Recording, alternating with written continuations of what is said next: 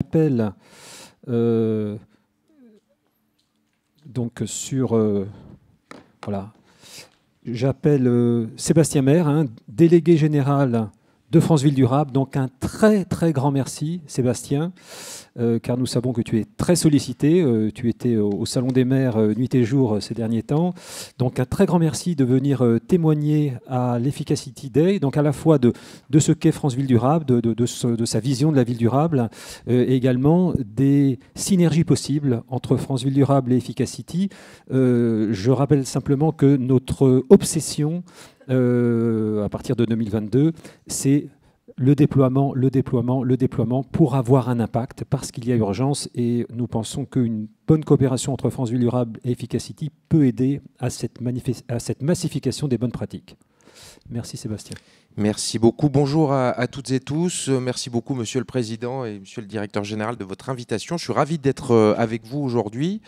Je vais vous dire quelques mots sur ce qu'est France Ville Durable, et peut-être surtout sur ce qu'est désormais son cadre logique d'intervention ou de compréhension des priorités de ce qu'on appelle ville durable.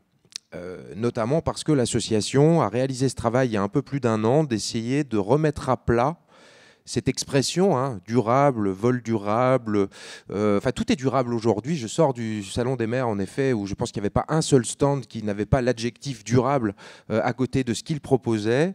Et on sait aujourd'hui, notamment grâce à l'avancée de la recherche scientifique, à l'avancée des différentes études, on caractérise beaucoup mieux aujourd'hui ce que sont les causes et les conséquences, y compris à court terme, de l'anthropocène. Et vous allez voir que je vais avoir un propos qui se veut assez large sur les enjeux. Bien sûr, l'enjeu du carbone, de l'énergie, du dérèglement climatique est central, mais ce n'est pas le seul pour garantir une durabilité ou une résilience. Vous allez voir que je vais pas mal utiliser ce terme aussi, de nos territoires face aux enjeux. La spécificité de l'association France Ville Durable, c'est sa composition. Parce que des organisations qui travaillent sur la ville durable, il y en a beaucoup, et d'ailleurs on se rapproche et on passe des conventions de partenariat avec toutes celles qui sont d'accord pour travailler avec nous dans une logique de complémentarité, mais rarement cette composition est présente dans les organisations qui travaillent sur ce sujet. Nous avons 4 collèges qui représentent des parties prenantes professionnelles, publiques et privées de la ville durable, qui ont toutes des intérêts, ou qui sont toutes directement concernées par ces sujets, mais pas forcément avec des intérêts toujours convergents. Et c'est la vraie vie du déploiement, de la transition dans les territoires. L'État, qui est très présent depuis le début et dès l'origine de la création de France Ville Durable, qui s'appelait à l'origine l'Institut pour la ville durable, à travers 4 ministères et un grand nombre des agences, des opérateurs, je ne les cite pas, vous voyez les logos, vous les connaissez. C'est extrêmement important pour nous de pouvoir s'appuyer sur ce travail. On a d'ailleurs été associé par le SGPI à l'élaboration de la stratégie Ville durable et bâtiments innovants dans le cadre du PIA 4, et on essaie vraiment, à la fois on bénéficie des apports de ces différents services ou opérateurs de l'État pour l'ensemble de nos activités que je vais vous présenter rapidement. Et puis, d'un autre côté, l'ensemble de ces acteurs permet aussi de faire passer des messages du côté de l'État ou de ses services. Je pense notamment à un manifeste, je vais y venir juste après, que France Ville Durable a rédigé et qui a été repris quasiment tel quel par Emmanuelle Wargon, la ministre du Logement, dans le cadre d'une démarche qu'elle a lancée qui s'appelle Habiter la France de demain et qui s'appuyait sur les travaux, les réflexions de France Ville Durable. Des collectivités locales, vous l'avez dit, et je partage totalement votre point de vue, les élus locaux sont centraux dans ces démarches de transition. Bien sûr, l'ensemble de ces parties prenantes doivent être autour de la table, et tout le monde a un rôle à jouer dans ces démarches de transformation et de transition. Mais il y a quand même une catégorie qui a une légitimité pour réunir le tour de table, pour animer la gouvernance de la transformation. Ce sont bien les élus locaux et locales, qu'il s'agisse du bloc communal plutôt, c'est-à-dire la proximité avec la population, la légitimité démocratique, et puis la connaissance du contexte, des spécificités du territoire, parce qu'on sait bien que si les enjeux de transition sont globaux, la mise en œuvre, quelque part, c'est de la dentelle, parce qu'elle va être adaptée à chaque territoire, à chaque contexte, si on veut notamment une acceptabilité sociale de la transition, comme on dit souvent. Des entreprises Et sans entreprise, l'association n'aurait pas d'intérêt.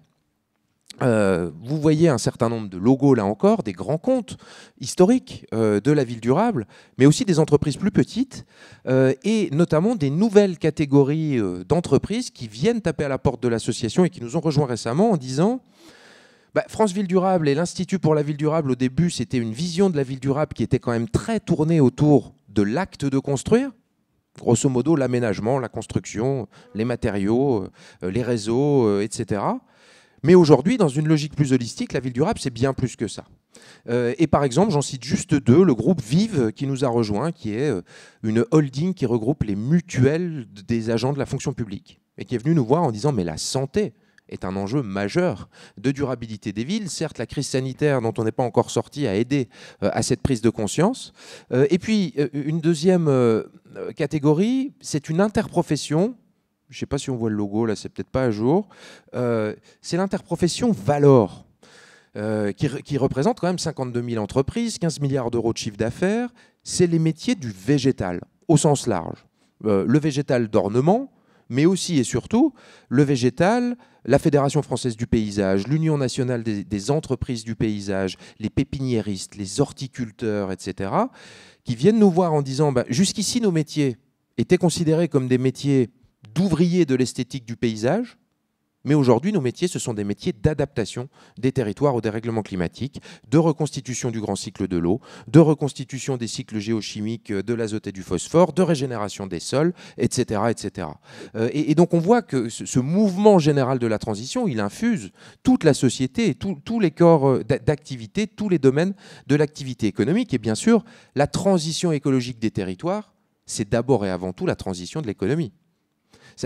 Parfois on l'oublie, mais ce n'est pas la mairie en tant que propriétaire de bâtiments fonciers ou gestionnaire de quelques camions poubelles qui émet le plus de gaz à effet de serre sur le territoire. C'est bien l'activité qui est l'activité, les habitants, le fonctionnement. Et si on raisonne au scope large du bilan carbone d'un territoire, c'est aussi ce que les habitants mettent dans leur assiette, c'est aussi etc., etc. Donc la mairie en tant que telle, à travers ses compétences, est finalement assez limitée sur l'impact qu'elle peut avoir directement pour limiter les émissions. Par contre, elle a un rôle énorme sur l'animation, la gouvernance de la transformation et la mise en mouvement de l'ensemble des acteurs. Et puis des experts, parmi lesquels Efficacity. Je reviendrai en conclusion sur tout l'intérêt qu'on porte à cette collaboration avec vous, parce qu'on a vraiment besoin d'outiller scientifiquement et avec de l'expertise, tout ce qu'on raconte sur la ville durable. Et par exemple, on a la Fédération nationale des agences d'urbanisme qui est très active au sein de l'association. On a le Conseil national de l'ordre des architectes, celui des notaires, l'Union sociale pour l'habitat, Syntec Ingénierie, qui regroupe les bureaux d'études techniques de la ville, etc. L'ensemble de ces acteurs s'est réuni en disant aujourd'hui, enfin en tout cas c'est ce qu'ils disent aujourd'hui, l'objectif, et ça va rejoindre ce que Michel disait à l'instant, l'accélération. Accélérer les démarches de transition. On commence à avoir un bon panel de solutions quand même. On sait d'où vient le problème, on sait ce qu'il faut faire, et on commence de plus en plus à avoir des outils pertinents, efficaces, qui permettent la mise en œuvre.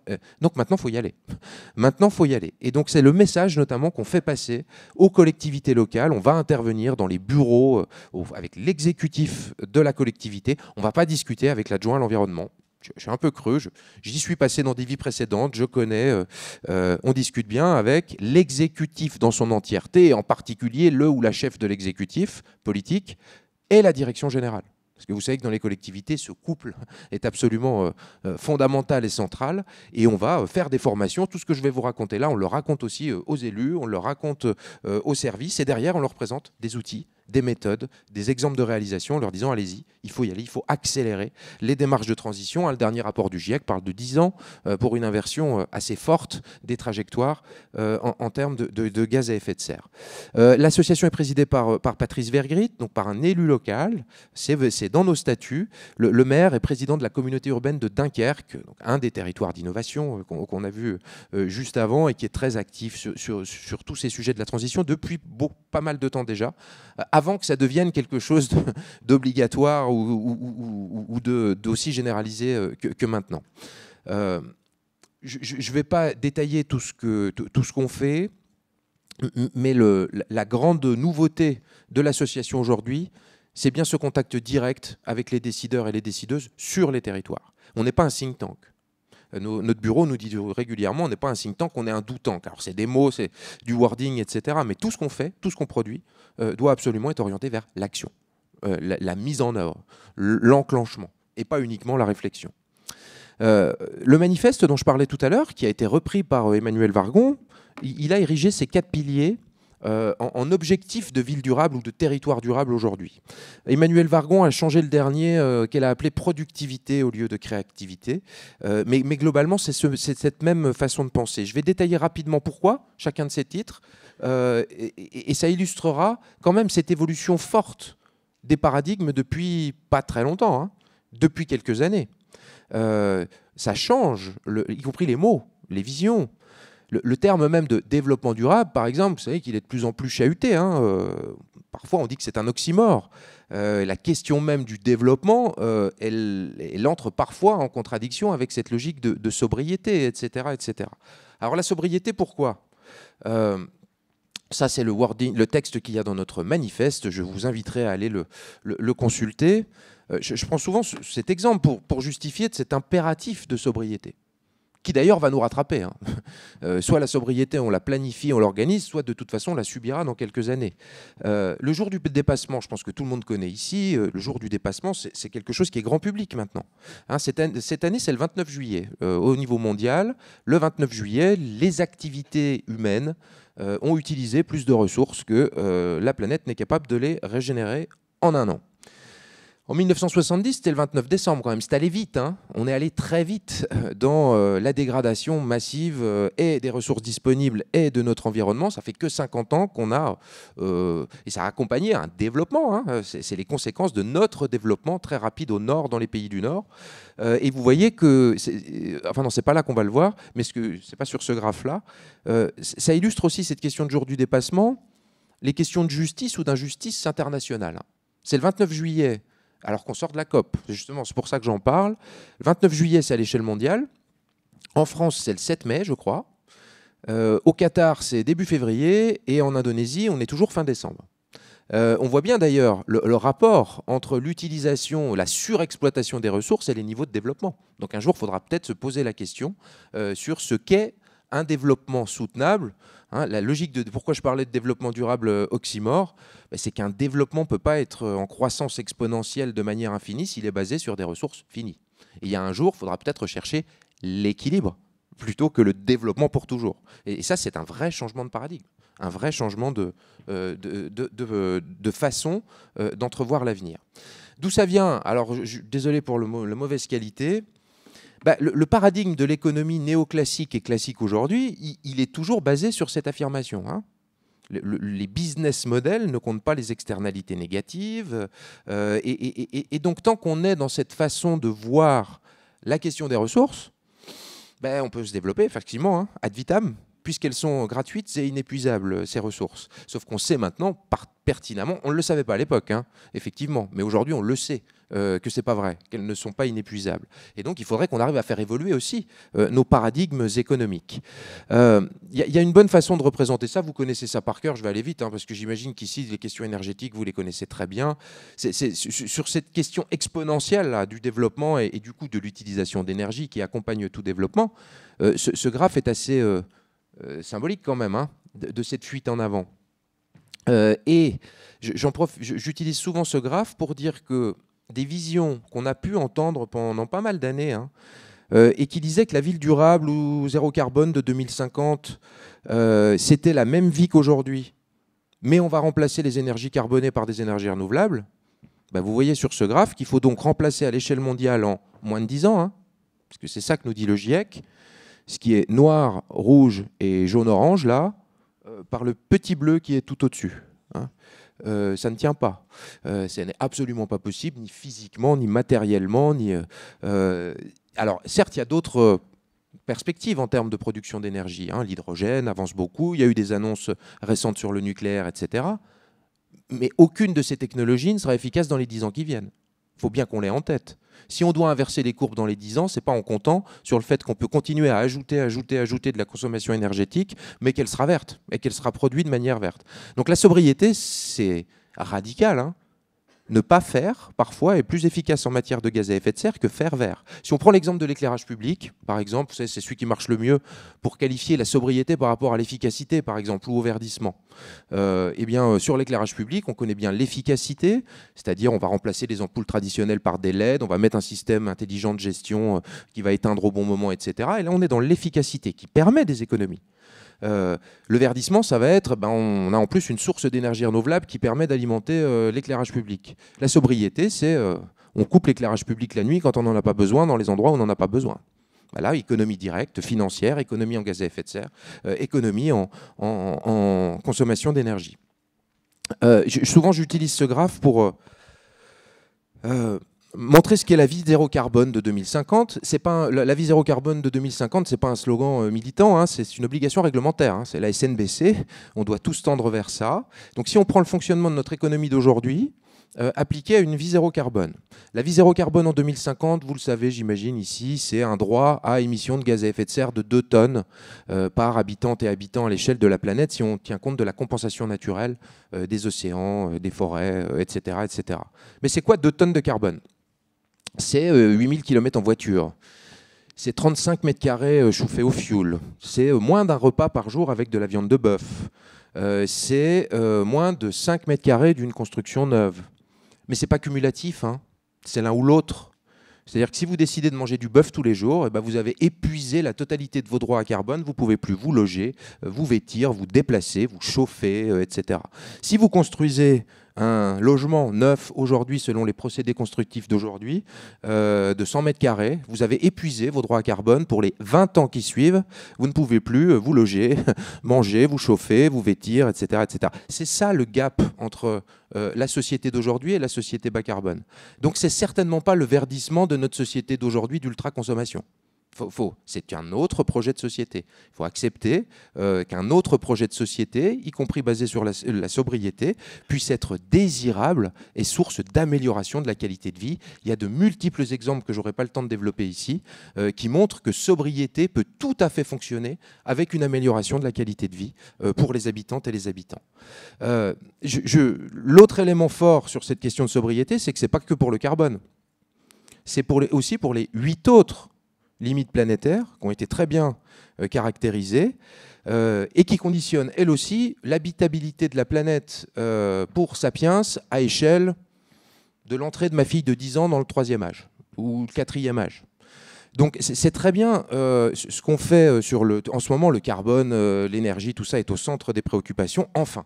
Et c'est vraiment une très bonne chose parce que ça détermine tout le reste aussi de toute façon. La biodiversité commence à arriver. Y compris chez les décideurs et décideuses, etc. Mais il y en a d'autres, des limites planétaires, qu'il faut traiter aussi dans nos politiques urbaines, dans nos politiques territoriales, dans nos politiques d'aménagement. Le grand cycle de l'eau, qui est pas encore pour lequel on n'a pas encore dépassé la limite, mais on s'en approche. L'artificialisation des sols et le changement de destination des sols. La France, vous savez, travaille, réfléchit beaucoup sur cette question de limiter l'artificialisation, par exemple, les pollutions chimiques dans l'environnement, etc., etc. Ça serait quand même un comble qu'on y arrive, qu'on parvienne à la décarbonation, mais qu'on en soit à la même situation pour l'humanité parce qu'on n'a pas traité les autres sujets. Donc ça plaide vraiment pour une vision plus holistique des enjeux et pour des réponses qui soient plus systémiques. Chaque fois qu'une collectivité va dépenser 1 euro d'argent public, si ça peut servir les enjeux énergétiques et carbone et ceci, c'est quand même plus efficient et par ailleurs plus efficace par rapport aux enjeux qu'on connaît. Je vais pas, d'habitude, j'explique aussi les interactions entre l'un dépend de l'autre. Hein. Le dérèglement climatique a un effet sur la biodiversité, comme le dérèglement du grand cycle de l'eau a lui aussi un effet sur la biodiversité, etc., etc. Ces enjeux sont liés les uns aux autres. Ce qui nous manque cruellement aujourd'hui, c'est des outils pour les caractériser à l'échelle d'un territoire. J'y reviendrai tout à l'heure. Le dérèglement climatique, on commence à avoir de la bonne donnée, y compris à l'échelle internationale, etc. Mais quand on discute avec des maires ou des élus, le nombre de ppm, la concentration ppm par mètre cube d'air horizon 2100 à l'échelle de la planète, ça ne va pas orienter leur PLU. Hein. Donc c'est quoi les enjeux, les conséquences de l'Anthropocène à l'échelle du territoire? les gonflements des argiles, l'effet d'îlot de chaleur urbain, les tempêtes, le risque d'inondation, etc. Ces datas, elles existent, elles sont éparses aujourd'hui. Il faut arriver à les fournir aux élus, parce que ça, c'est des vrais moteurs pour l'action. Quand on dit à un élu, vous basez votre stratégie touristique à 20 ans, là c'est intéressant, mais vous savez que la forêt que vous avez là, a priori, c'est une forêt de hêtres, et en 2040, il n'y a plus de hêtres, selon les spécialistes. Votre paysage va changer. Donc votre stratégie à 20 ans, il faut essayer de l'anticiper en fonction de ce qui va changer. Et ben ça change la donne. D'une manière générale, on utilise de plus en plus cette référence, cet outil, cette publication scientifique qui commence à se déployer en outils aussi de réflexion, pas d'outils opérationnels aussi pointus que ceux que vous développez à Efficacity. Hein. Des outils de réflexion, des outils de mise en débat, de mise en dialogue, notamment entre les élus. Ce fameux donut, c'est-à-dire on retrouve les limites planétaires que je viens d'évoquer, c'est le plafond. Hein. Nos activités humaines et économiques ne doivent pas percer ce plafond. Et puis en même temps, il y a des acquis sociaux. En même temps, il y a des impératifs sociaux qu'il faut absolument garder. Donc, contenir, réguler l'économie entre un plafond environnemental, un plancher social, et comment on outille ça. Je vais dire un mot sur la résilience maintenant. On connaît la résilience. Moi, dans une vie précédente, j'ai pas mal travaillé sur ce sujet alors que c'était pas encore très connu. C'était le mot à la mode, le truc qui sert à rien, etc., etc. Est arrivé comme par hasard une crise majeure et d'un seul coup, le terme de résilience, et c'est pas le terme qui est important, c'est ce qu'il recouvre. Là encore, une vision plus holistique, plus systémique, devient aujourd'hui absolument centrale. Vous avez vu qu'aux dernières élections municipales, il y a eu énormément de délégations d'adjoints ou de vice-présidents d'interco à la résilience, c'est tout nouveau. Il n'y en avait pas dans le mandat précédent, zéro. Et il y en a eu beaucoup qui ont été nommés avec cette délégation dans le nouveau mandat.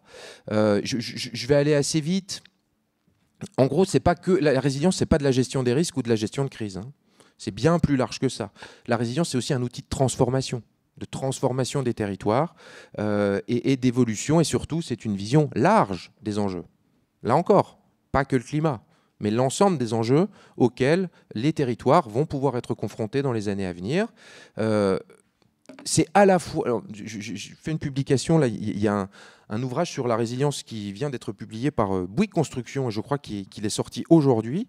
Ils m'ont demandé d'écrire une conclusion, et j'évoquais le fait que la résilience, mais finalement, elle est notre horizon quoi qu'il arrive.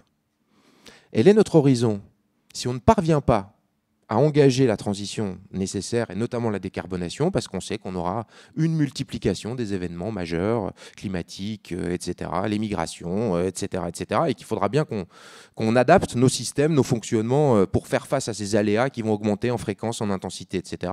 Donc si on n'arrive pas à décarboner, on va avoir besoin de résilience. Mais pour parvenir à la décarbonation, pour parvenir à la mutation nécessaire des modèles économiques, des visions de l'avenir, de représentation culturelle, là aussi, il va être utile de s'appuyer sur le paradigme de la résilience, parce que la résilience est aussi un outil de transformation. Je passe ça, parce que je crois que j'ai déjà dépassé mon temps. L'inclusion, c'est pas très nouveau dans des logiques de développement durable ou de ville durable. Par contre, ça prend des nouvelles dimensions aujourd'hui. Inclusion sociale et inclusion démocratique dans les deux sens. L'inclusion sociale, c'est-à-dire l'attention permanente aux plus vulnérables dans les démarches de transformation, qui sont souvent les doubles victimes, et de la non-transformation, et parfois même de la transformation, urbaine notamment, mais aussi l'inclusion démocratique. Le faire ensemble. Tout le monde doit être autour de la table pour conduire la transformation, les acteurs économiques, les acteurs citoyens, les acteurs scientifiques et les acteurs publics. Une référence à cette publication face quand même à un monde qui va connaître des aléas. Et on va les gérer, je ne suis pas du tout anxiogène là, ce n'est pas du tout le but. Eh bien, l'inclusion sociale, c'est un puissant levier de résilience des territoires. Cette publication, elle a établi une corrélation scientifique entre le niveau de cohésion sociale préexistant sur un territoire et le nombre de morts quand le territoire est confronté à la catastrophe, suite à une étude sur Fukushima où ils se sont demandé pourquoi des villages côtiers avec une morphologie urbaine similaire, qui avaient été tous deux frappés par le tsunami, avaient eu un tel delta de nombre de morts d'un village à l'autre. Et bien, dans les villages qui étaient connus pour avoir une pratique associative riche, des cérémonies religieuses dans l'espace public, des parents d'élèves actifs, pas de morts ou très peu de morts. À l'inverse, dans des villages qui étaient connus pour avoir de la délinquance et de l'insécurité, des gens qui n'osent pas sortir à la nuit tombée, pas beaucoup d'activités culturelles, sportives, etc., beaucoup plus. Pourquoi ? En fait, connaître son voisin et notamment les vulnérabilités qu'on a autour de soi, c'est le premier facteur de résilience d'un territoire. Vous pouvez vous l'appliquer à vous-même. Si vous ne savez pas qu'au-dessus de chez vous, 3 étages plus haut, vit une dame âgée à mobilité réduite, vous ne la signalerez pas aux pompiers quand l'immeuble sera au feu. Si vous savez qu'elle existe, vous aurez le réflexe d'aller la chercher, de la soutenir, etc. Donc ça, c'est pas ce qui coûte le plus cher au territoire, et ce sont des puissants facteurs de résilience. Je vais passer ça aussi. Bon, ça vous connaissez, c'était plus sur le... J'aime bien cette image, elle est vieille, hein, on la connaît par cœur, mais je la ressors tout le temps quand même, parce que c'est aussi une source d'efficience de faire un peu avec les habitants avant de couler du béton, de faire des plans, de passer des appels d'offres, etc. etc. Hein.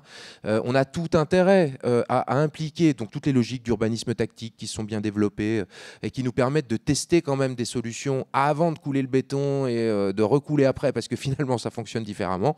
Elles sont quand même assez utiles par ailleurs. Puis je vais terminer avec ce dernier pilier sur la créativité. Et c'est exactement ce que vous êtes en train de faire avec Efficacity, depuis qu'Efficacity existe. Et bien sûr, on en a absolument besoin. C'est-à-dire que pour répondre à de tels enjeux, pour parvenir à une telle bifurcation, il faut toujours miser fortement sur le progrès humain, culturel, social, économique, sur la connaissance, sur l'intelligence collective, sur des nouveaux outils. Et j'ai beaucoup aimé ce que vous avez dit tout à l'heure aussi en présentant les différentes formes d'innovation. Sur l'innovation, oui, toujours, mais pas que technologique. Technologique, oui, mais pas que. Et des innovations en termes de gouvernance, en termes de participation, peuvent tout autant concourir à l'objectif qu'une innovation technologique. Donc c'est bien dans une alliance de ces innovations qu'on arrivera à avancer. Je pense notamment, je l'ai évoqué tout à l'heure, il y a un grand sujet sur l'acceptabilité de la transition. Et on va devoir innover, y compris dans la façon de travailler avec les habitantes et les habitants sur ces sujets-là, avec les acteurs publics, avec les acteurs privés. Je reviens pour terminer sur cette question de métabolisme finalement. Voir le territoire comme un métabolisme territorial plutôt que comme une liste de fonctions séparées, d'un côté les logements, d'un côté le bâti, de côté les transports, de l'autre les réseaux, de l'autre, etc. Vous savez, on est cartésien. Hein. Mais aujourd'hui, la vision holistique, c'est un peu de l'anti-discours de la méthode de Descartes. Hein. Prendre un grand morceau et le couper en plein de petits morceaux pour mieux le comprendre, finalement, c'est peut-être plus ce qui est le plus adapté aujourd'hui aux enjeux, puisque tout est interconnecté, tout est dépendant, tout a des effets cascades sur les autres systèmes. Et vous savez que notamment nos organisations territoriales, publiques, sont très, très silotées. Alors on fait des efforts avec des documents type un PCAET, un plan climat, air, énergie territorial, mais il n'est pas opposable. Il n'est pas, ça, c'est un enjeu très fort. Comment? Y compris en termes d'outils, y compris en termes de mobilisation de big data, de technologie, on arrive à mieux modéliser, représenter ces logiques métaboliques plus larges que ce qu'on a pu faire jusqu'ici, par exemple à l'échelle d'un seul bâtiment, etc. Et justement, j'ai mis là quelques exemples, mais il n'y a pas que cela. C'est ça tout l'intérêt de notre collaboration avec Efficacity. Je vais prendre l'énergie et le carbone, et notamment Urban Print, mais je crois qu'avec Michel, on s'était dit une fois, mais de toute façon, on n'a plus le choix. Maintenant, quoi qu'on fasse, il faut absolument calculer l'ACV, l'analyse de cycle de vie. Enfin, nous, c'est ce qu'on dit à tous les élus. On leur a même proposé une grille de sélection de projets d'investissement qui est, première question, avez-vous procédé à une ACV du projet? Non, le projet est shooté. S'il n'y a pas d'ACV, si on ne peut pas dire, si on ne peut rien dire sur l'impact carbone du projet, il faut que les élus disent, tu revois ta copie, tu retournes, et puis tu reviens nous voir avec l'impact carbone. Sinon, comment on va mesurer, comment on va savoir qu'on avance dans cette bonne trajectoire de la SNBC? Donc les outils qui sont développés par Efficacity, ils vont complètement dans cette logique-là. Non seulement c'est des outils qui permettent cette mesure, dont on a absolument besoin, mais en plus, il y a cette vocation plus large. Hein, on passe du bâtiment au quartier. Et déjà, cette logique de bilan carbone à l'échelle du quartier, c'est une sacrée avancée par rapport à ce dont on pouvait disposer avant. Je sais qu'Efficacity travaille aujourd'hui aussi sur l'élargissement de cette démarche au niveau du territoire. au niveau de la ville. Et ça, c'est encore plus intéressant. Et plus on arrivera à intégrer ce type d'approche, plus on pourra dire aux élus locaux, bah oui, vous pensez que la transition, la décarbonation, c'est extrêmement compliqué, on ne sait pas comment faire. Et bien si, on commence à bien savoir comment faire. En tout cas, la première chose, caractériser le sujet. Mesurer. C'est quand même la première chose qui peut aider l'action. Et puis, je participe notamment au COPIL aussi et aux travaux, alors de loin, hein, pas suffisamment, mais je m'y intéresse beaucoup, concernant le label. Vous savez, ce projet de label qui est travaillé avec le CEREMA, je crois, hein, sur le label Ville durable et innovante. Bien sûr, alors des labels, il y en a beaucoup, etc. Mais ce que j'ai trouvé particulièrement intéressant dans la démarche VDI, et j'ai eu l'occasion de le dire aux personnes qui travaillent dessus, ben, c'est que c'est une tentative plutôt réussie à ce stade dans les objectifs de rejoindre cette approche holistique. Parce que c'est bien l'idée d'ajouter à... je ne vais pas rentrer dans les détails, vous connaissez tous en plus, j'imagine. Donc je ne dis pas ce qu'est Sytergie, tout le monde sait, j'imagine. Mais en plus, du coup, de tout ce qui est déjà présent dans Sytergie, on va ajouter des questions sociales, on va ajouter des questions économiques, on va ajouter ce paradigme de la résilience. Et donc avec un même outil, avec une même approche, avec un même processus. Donc c'est extrêmement intéressant et c'est très pragmatique pour des élus locaux qui souhaitent, là aussi... mesurer puis valoriser. Hein. Un label, ça a aussi une logique de valorisation. On parle de l'attractivité des territoires, etc., etc. Moi, je postule que les bons résultats de décarbonation des territoires vont de plus en plus devenir des facteurs d'attractivité et qu'il va falloir les mesurer, il va falloir pouvoir les valoriser, il va falloir pouvoir les faire connaître. Et c'est tout l'intérêt de ce type de démarche. Je sais aussi qu'Efficacity soutient, accompagne des expérimentations et les évalue. Et alors, une expérimentation sans évaluation, ça ne sert pas à grand-chose. Donc, c'est extrêmement intéressant aussi pour nous. Et ce que je voudrais dire, c'est que il me semble qu'on arrive là à un moment de la collaboration entre France Ville Durable ou Efficacity où on est complètement en phase sur cet objectif de diffusion massive. De massification des actions qui doivent mobiliser un certain nombre d'outils. Aujourd'hui, c'est vraiment le message que nous, on tient aux exécutifs des collectivités et on leur présente des outils. Donc moi, je suis ravi dans les ateliers à venir. D'ailleurs, j'en ai un bientôt, il faudra qu'on en reparle, qui pourrait directement vous concerner, de pouvoir présenter la palette d'outils que vous avez développée, que vous êtes en train de développer, pour que les élus s'en emparent. Et c'est tout le rôle, toute la mission que peut avoir France Ville Durable. Ça, je le garde pour la fin, pardon. Que peut avoir France Ville Durable. France Ville Durable, c'est un hub. Nous ne sommes pas des spécialistes. Les spécialistes, ce sont nos membres. Et ce que fait France Ville Durable, c'est d'essayer d'avoir l'exégèse des meilleures pratiques, des meilleurs outils, des meilleures réalisations par rapport à une volonté d'une collectivité. On présente tout d'un coup. Est-ce que l'État peut apporter, à travers ses agences, ses dispositifs, ses systèmes de financement, etc. Est-ce que des entreprises ont développé comme solution, comme service, comme produit? Est-ce que la recherche a produit comme outil, etc., etc. Et en une journée, les élus repartent inspirés, avec à la fois une prise de conscience peut-être un peu plus réelle de ce qui nous arrive dans la figure, parce que ça, on sait que ce ne sont ni les médias, ni l'éducation nationale encore qui permettent d'avoir la réalité, que les habitants ne sont pas au courant, hein, ni les décideurs, de la réalité des causes. Les spécialistes le sont, mais le grand public ou la grande majorité des décideurs ne le sont pas.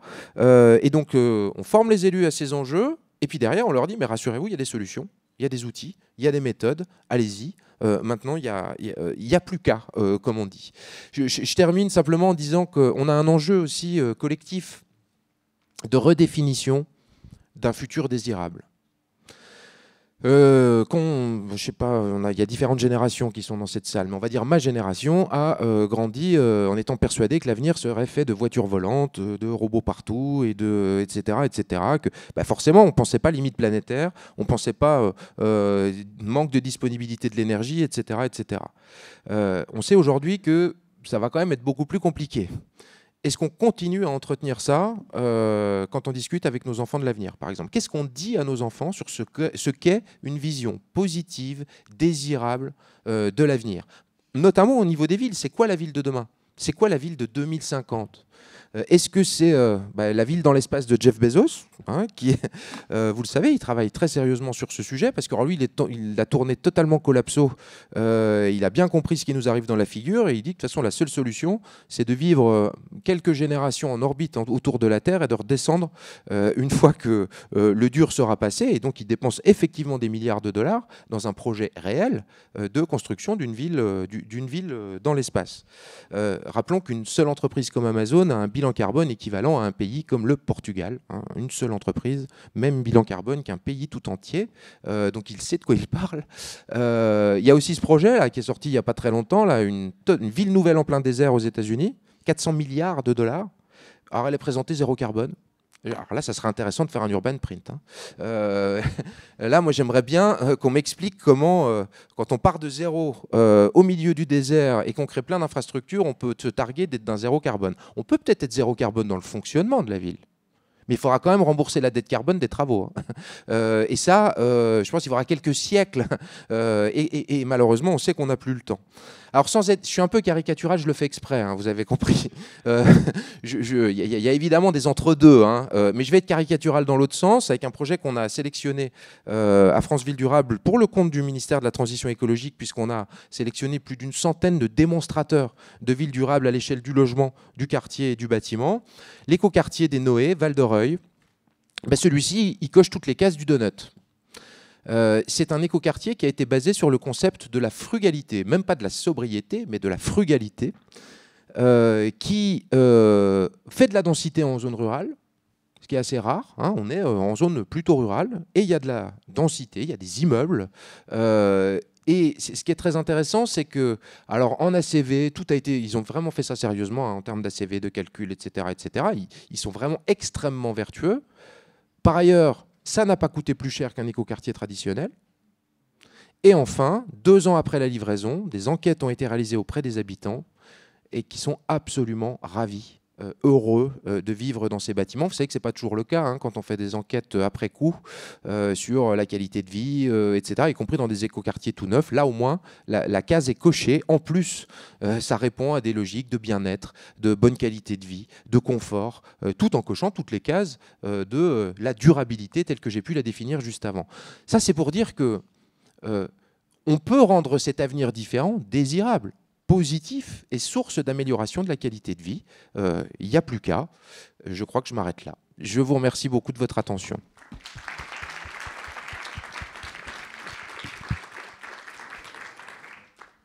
Un très très très grand merci, Sébastien, pour ton intervention extrêmement inspirante, qui a confirmé que nous avons un ADN commun. Je cite juste deux, trois mots-clés. Être tourné vers l'action, hein, compte tenu de la prise de conscience que nous avons de l'urgence à agir. Voilà, nous sommes, comme vous, tournés vers l'action, le doux. La collaboration de tous les acteurs, c'est complètement notre ADN. C'est l'ADN de France Ville Durable.